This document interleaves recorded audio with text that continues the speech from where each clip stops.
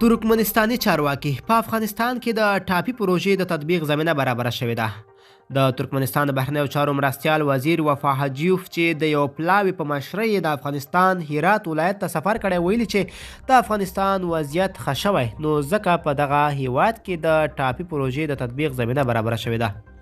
د هرات د سوداګرۍ خونې له خوا د خپرې شوې خبرپاڼې له مخې د ترکمنستان د بهرنیو چارو وزارت مرستیال او د ټاپي پروژې عمومي رئیس محمد مراد امانوف او ورسره پلاوي پرون د ټاپي پروژې د کار د ګړنګېته کېدو په موخه د دغه ولایت د سوداګرۍ خونې له مشرانو سره وکتل.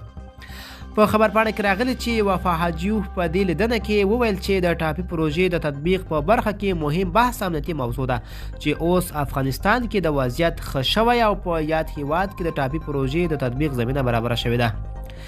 په خبرپاڼه کې دغه راز راغلی چې د ترکمنستان د بهرنیو چارو وزارت مرستیال ویلي چې روان میلادي کال به په ترکمنستان کې د ټاپي پروژې کار بشپړ شي او په ورته وخت کې به په افغانستان کې د پایپ تیرولو کار هم پیل شي. حاجیوف وویل چې په هرات او نورو هغو ولایتونو کې به د ګاز د ویش منظم پلان عملي شي چې ټاپي پروژې ترې تیریږي.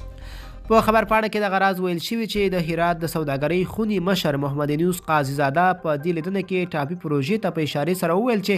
باید د یادې پروژې تخنیکي موضوعات له خصوصي سکتور سره شریک شي او د تخنیکي موضوعاتو په اړه له لوجستیکي شرکتونو سره خبرې وشي.